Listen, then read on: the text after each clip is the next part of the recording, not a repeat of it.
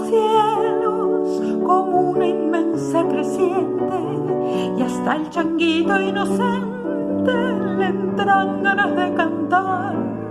Solo no sabe admirar quien no levanta la frente. Es grande, Señor, tu gloria, es inmenso tu poder. Al ver la luna en el cielo, agujereado de estrellas que parece que resuellan, cansadas de tanto andar, en el hombre hay que pensar a quien Dios sigue sus huellas. Es grande, Señor, tu gloria, es inmenso tu poder. Lo creaste según tu imagen, le diste gloria y honor, lo pusiste por Señor de toda tu propiedad, dándole la autoridad sobre toda la creación. Es grande, Señor, tu gloria, es inmenso tu poder. Escuchemos estas palabras del Salmo 66. Naciones, bendigan a nuestro Dios, hagan resonar himnos de alabanza, porque nos ha mantenido con vida, no nos ha dejado caer. Vengan todos ustedes los que tienen temor de Dios, escuchen que voy a contarles lo que ha hecho por mí. Con mis labios y mi lengua lo llamé y lo alabé. Él me escuchó y atendió mis oraciones. Bendito sea Dios, que no rechazó mi oración, ni me negó su amor.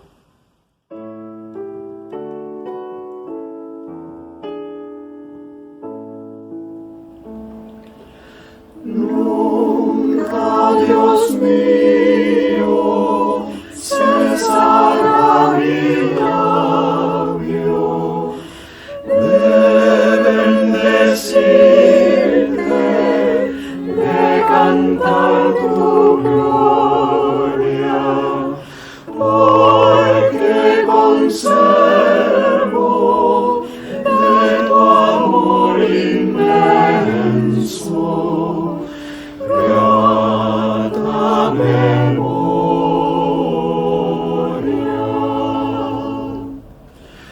Cuando te digo el mundanal sendero, no me cercaba sino niebla oscura. Tú me miraste y alumbróme un rayo de tu luz pura.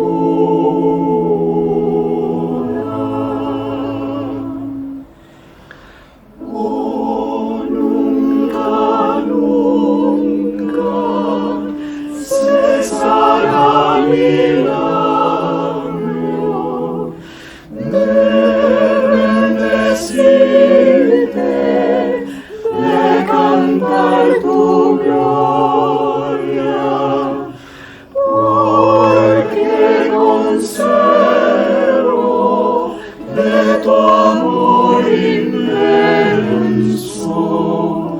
grata memoria.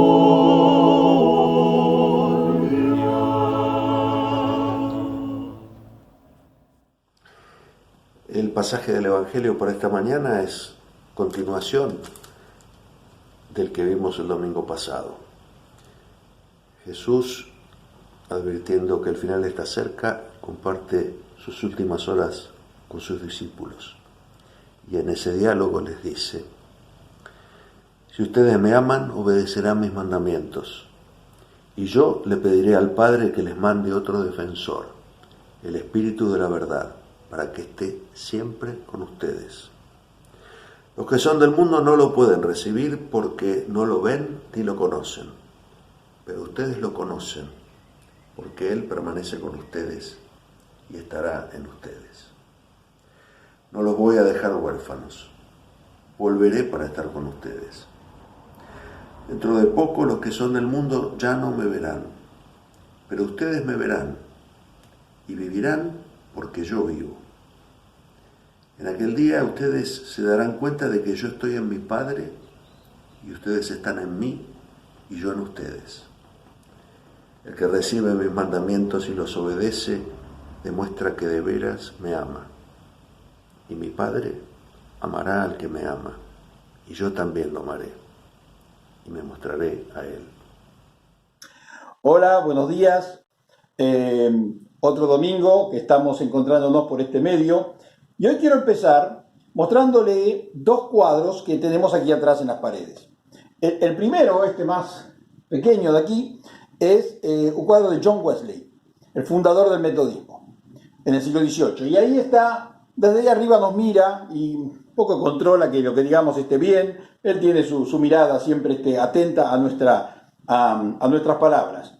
Que esté allí no quiere decir que asegura que lo que digamos está bien, pero tenemos que tener cuidado porque John Wesley está ahí mirándonos.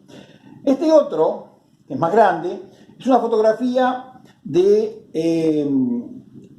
una Biblia inglesa de John Wycliffe, así se llama el que la tradujo, que fue un hombre del siglo XVI que se le ocurrió que la gente tenía que leer la Biblia. Y entonces hizo la traducción al inglés. Es la primera traducción de la Biblia a lenguas modernas, completa. Y bueno, allá anduvo predicando por los caminos de Inglaterra y repartiendo su Biblia. Pero sus Biblias, imagínense ustedes, que es antes de la imprenta, el siglo XV.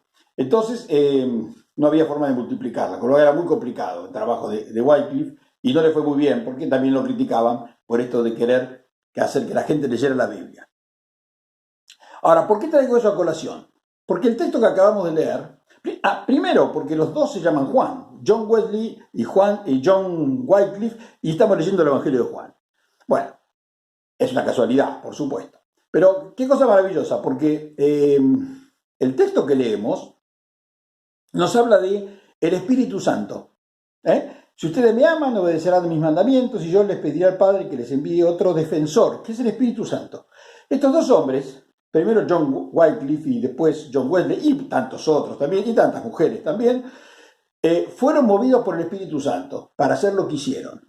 Es decir, en este caso, llegar con la palabra de Dios a cuanta persona podía llegar en el idioma que la entendieran. En el caso de John Wesley, con las misiones y con la vocación por el llamado a la conversión y a encontrar en el Evangelio un sentido para la vida. Bueno, todo eso es lo que el Espíritu Santo nos invita a hacer a cada creyente. ¿Y qué nos dice este texto? Entonces, nos dice que el Señor nos va a mandar quien nos defienda. Es interesante esa expresión. Tiene una tradición que viene del Antiguo Testamento. En el Antiguo Testamento aparece el tema de lo que en hebreo se dice el Goel. Goel era el defensor.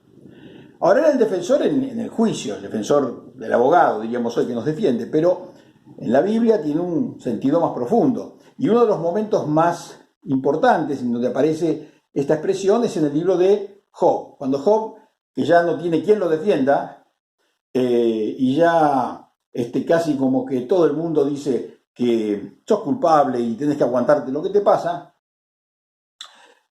Job, desde su fe y desde su profunda, yo diría hasta incluso angustia, dice: yo sé que mi Redentor vive. Ese Redentor en realidad es la palabra defensor, es una palabra hebrea que se puede traducir de distintas maneras.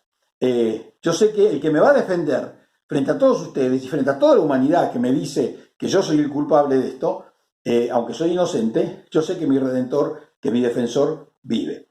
Jesús retoma esa idea y nos dice: les voy a enviar un defensor, alguien que los acompañe, que esté con ustedes, que los defienda en cuando los ataquen, que los proteja en medio de las turbulencias del mundo y de la vida y de las situaciones en las que estamos inmersos. Y él dice otra cosa más, dice que los del mundo, dice la gente que no es creyente, los del mundo son los no creyentes, no lo pueden recibir, pero porque no lo ven ni lo conocen, pero ustedes lo conocen. Interesante eso, ¿no es cierto? No es que la gente que no es creyente no pueda recibir el impulso, las bendiciones de Dios y la presencia del Espíritu Santo, pero no lo conocen, no lo saben. El creyente es aquel que sabe que Dios lo bendice. Y ese es un concepto muy lindo, porque rompe con un poco la idea de el pueblo de creyentes, el pueblo de Dios, la iglesia, como aquellos que somos bendecidos, y los que no estamos en la iglesia, los que no están en la iglesia, son abandonados por Dios. Y no es así. El Señor nos ayuda, nos bendice y nos desafía a todos. Lo que pasa es que el creyente es el que sabe a quién le debe las cosas que tiene. Sabe a quién le debe las bendiciones que recibe. Y sabe que las cosas que recibe son bendiciones y no son simplemente casualidad que nos caigan en nuestras manos o dones que hemos recibido. Sabemos que eso viene de Dios y eso es lo que Jesús dice acá. Ustedes lo conocen y lo reciben. Otros no lo conocen, pero ustedes sí. Y de ahí que es importante dar testimonio de lo que Dios ha hecho en nuestras vidas. Vamos a seguir hablando de esto.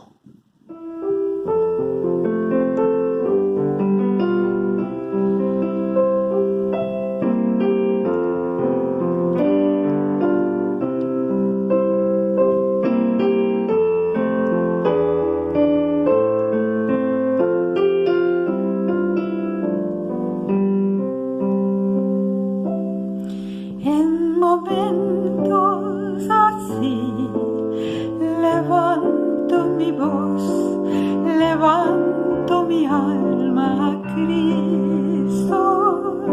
En momentos así levanto mi ser, levanto mi canto a Él. Yo te alabo, Señor, yo te alabo, Señor, yo te alabo, Cristo, mi Señor, yo te alabo, Señor, yo te alabo, Señor, yo te alabo, Cristo, mi Señor.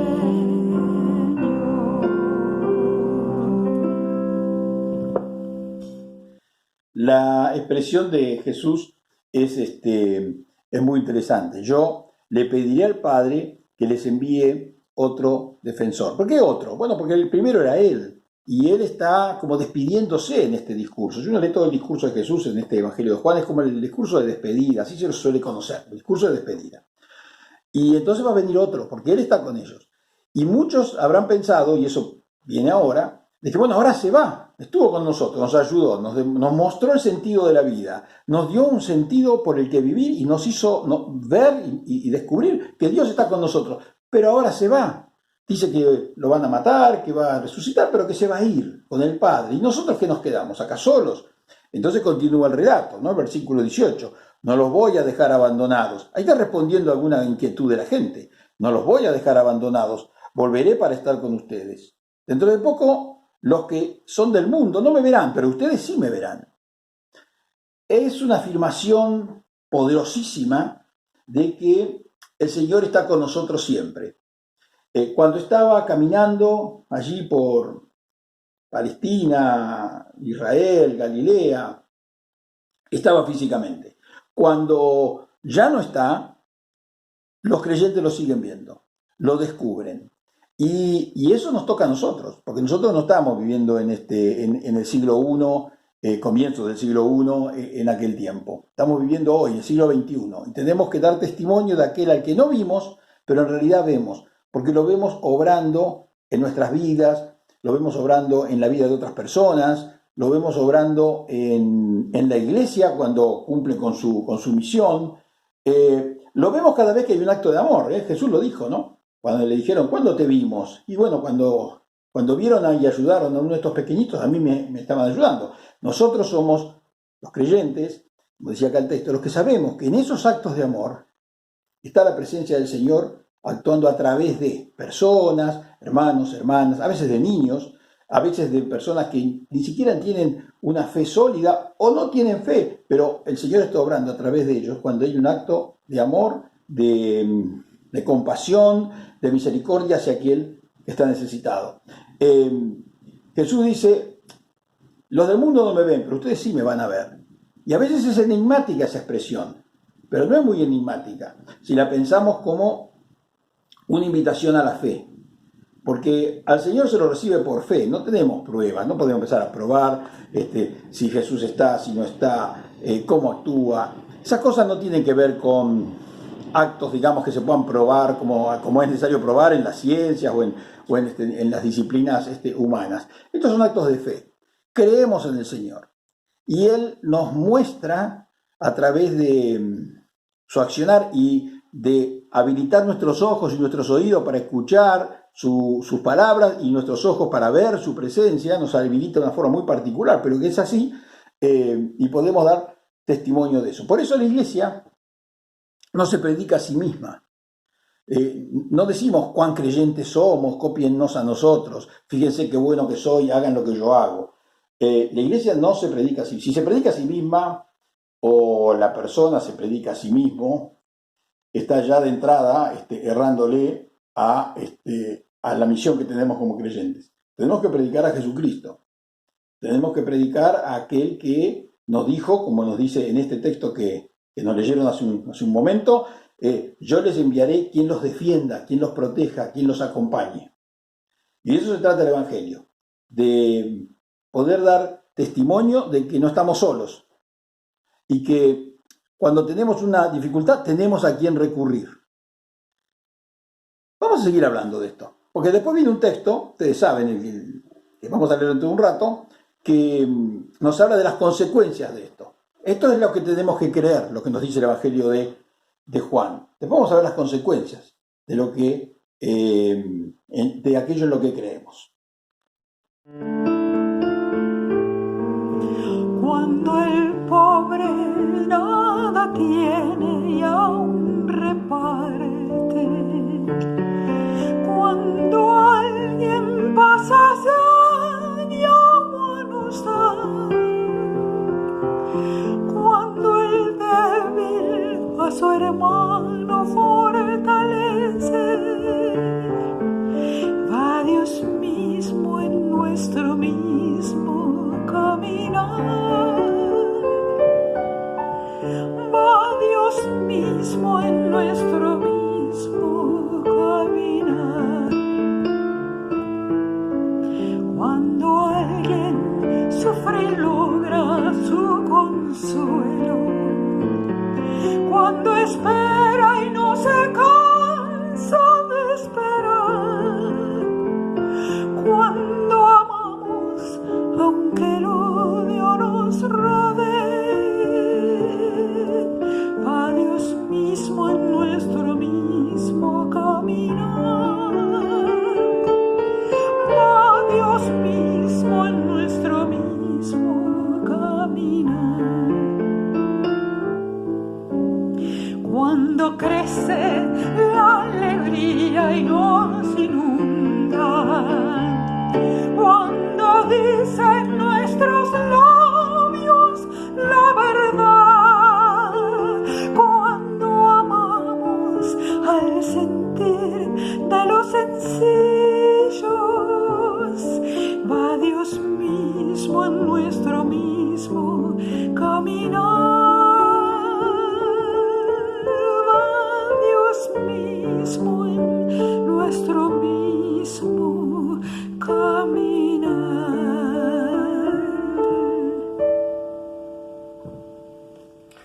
Leemos ahora en el capítulo 17 del libro de los Hechos, los versículos 22 al 31.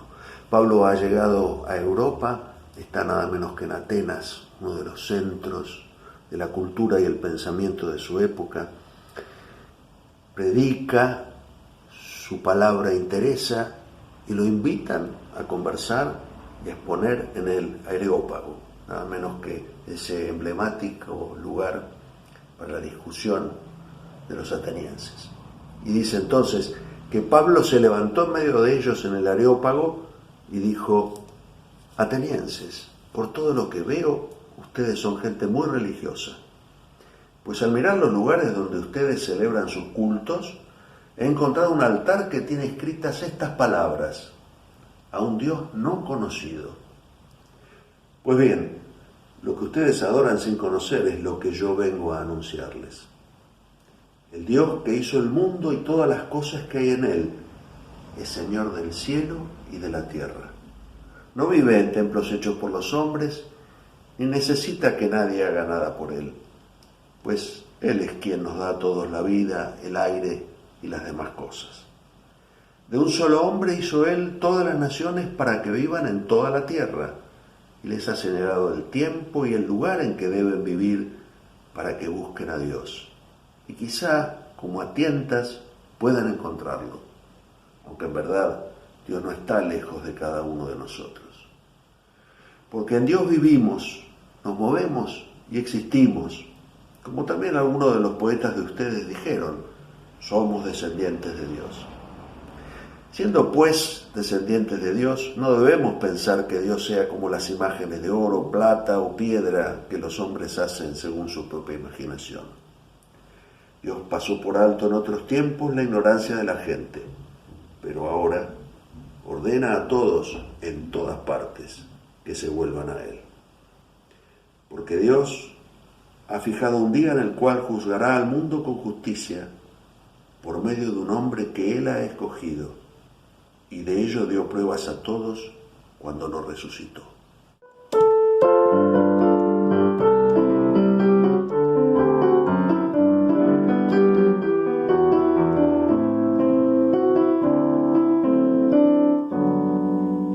Hoy celebramos con gozo al Dios Todopoderoso, al Creador de la tierra y dador de todo bien, al que vino hasta nosotros y murió en una cruz, que ha vencido a las tinieblas y la muerte destruyó.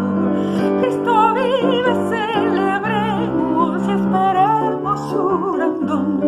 Santo Espíritu Divino, ven a nuestro corazón. Hoy celebramos festivos al Dios de la salvación, que da vida y esperanza y se goza en el perdón. Con palmas y con panderos entonamos la canción, celebrando al Dios viviente, danza nuestro corazón. Cristo vive, celebremos y esperemos su gran don. Santo Espíritu Divino, ven a nuestro corazón.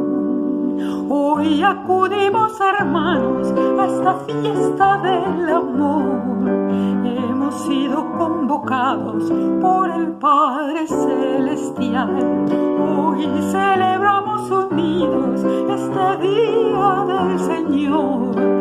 Estrechándonos las manos, somos hijos del Señor. Cristo vive, celebremos y esperemos su gran don. Santo Espíritu Divino, ven a nuestro corazón. El texto que nos leyeron, una porción del libro de los Hechos, cuenta a Pablo llegando a Atenas. Ustedes saben lo que era Atenas en el siglo I.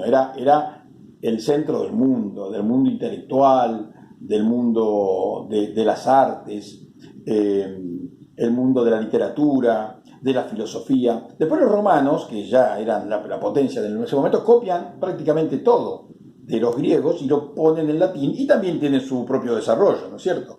Pero Atenas nunca dejó de ser el centro de la sabiduría y del conocimiento. Llega Pablo allí, y Pablo, que era un erudito y un hombre que había estudiado con personas muy sólidas y que tenía una cultura universal, porque Pablo era un judío que había estudiado en Israel y se había formado en la tradición judía farisea, y él lo era, pero además había estudiado con personas muy afines al pensamiento griego. Entonces él realmente era un hombre que manejaba varias lenguas, por lo menos varias lenguas, pero además varios pensamientos y varias filosofías. Y llega a este lugar donde los griegos tenían un lugar donde estaban todos los dioses, ahí las estatuas de los dioses, y saben que los griegos tenían dioses para todo, ¿no? Dioses para la lluvia, para el mar, para los viajes, para las guerras, para el amor, para el odio, para todo. Por la duda, que se le olvidara alguno y se ofendiera, tenían uno que era el Dios desconocido. Es decir, bueno, vamos a poner una estatua al Dios que todavía no nos dimos cuenta que existe, pero sabemos que existe. Y entonces a este Dios le vamos a hacer una estatua también. Y ese es el Dios desconocido. Pablo, que era rapidísimo para darse cuenta de esas cosas, les dice, vean, yo vengo a hablarles de un Dios del cual ustedes tienen también conocimiento. Y es esa estatua. Ese del que ustedes creen que no saben, bueno, es el Dios, al Dios del cual yo les vengo a hablar. Y entonces empieza a decir cosas que deben haber asombrado mucho a los griegos que estaban en ese lugar, que era el centro de las discusiones filosóficas y literarias, intelectuales de la época, ¿no?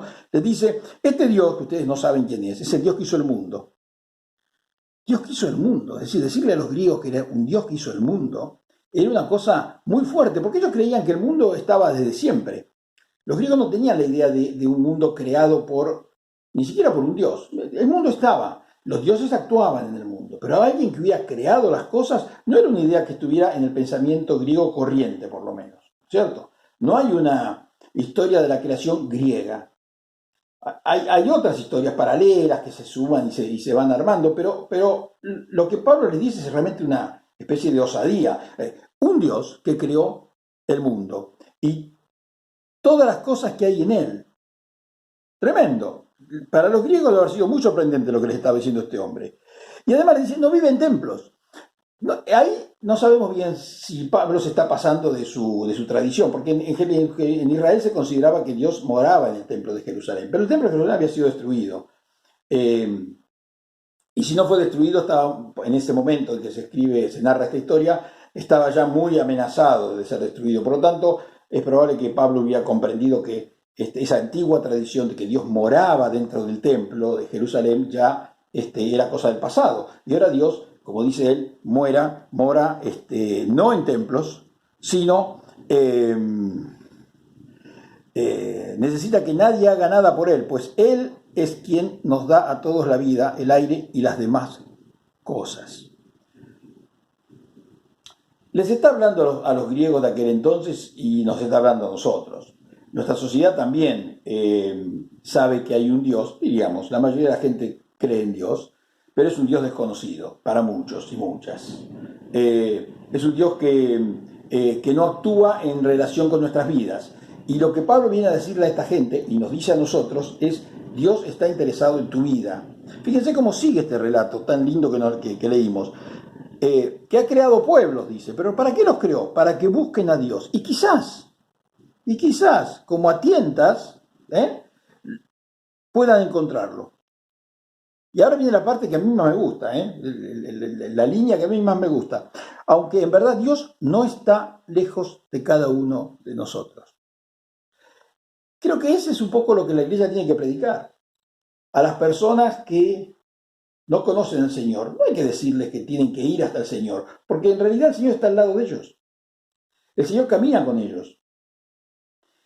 Esta idea de que estamos lejos de Dios, y la palabra lejos me molesta, porque no estamos lejos de Dios. Dios está cerca nuestro, no que nosotros estamos lejos. Dios está cerca nuestro, pero no lo vemos. Entonces la tarea de la iglesia es decirle al mundo, señores, Jesús está con ustedes. El Espíritu Santo está con ustedes. Él es el que los va a defender cuando estén en problemas. Está con ustedes. Y quiere defenderlos hoy, y quiere acompañarlos hoy, y quiere bendecirlos hoy. Y lo hace. Lo que tienen que hacer es mirarlo, reconocerlo, poner su vida, su corazón, su voluntad, sus pensamientos en sus manos y dejar que Él nos guíe. De eso se trata el Evangelio. Después es como un tronco que tiene muchísimas, infinitas ramas, y situaciones personales, y situaciones sociales, y situaciones culturales que van traduciendo este Evangelio en en situaciones muy particulares, a veces complejas también. Pero la raíz de todo está acá. Tenemos que decirle a la gente que el Señor está caminando con ustedes. Está, palabras de Pablo, en verdad Dios no está lejos de cada uno de nosotros. Porque en Él vivimos, nos movemos y existimos. Como también algunos de sus poetas dijeron, somos descendientes de Dios. Es así. Fíjense, Pablo con su viveza le dice a los griegos, vean, sus propios poetas dijeron esto y ustedes no se dieron cuenta. Que podamos nosotros en este tiempo darnos cuenta que el Señor está con nosotros, que quiere bendecirnos, a pesar de la pandemia y de la cuarentena y de todo esto que en algún momento va a pasar. El Señor está con nosotros, quiere bendecirnos y que podamos compartir este evangelio, porque hay tantas personas que lo necesitan y esperan en este tiempo. Y es tarea nuestra compartirlo. No esperemos que otros lo digan, nos toca a nosotros compartir esta fe y este evangelio, como hizo Pablo en un ambiente bien hostil, como era el griego y los grandes intelectuales griegos. Nosotros también tenemos que predicar el evangelio en un mundo que a veces es hostil a la fe y a la confianza en Dios, pero que necesita conocerlo. Que el Señor nos bendiga, que esté con nosotros ustedes, con nuestras familias, siempre, y que podamos en este tiempo dar fe y testimonio de aquello en que creemos. Amén. Digamos 3 veces amén, porque así nos enseña la antigua tradición de la Iglesia por el tema de la Trinidad. Amén, amén y amén.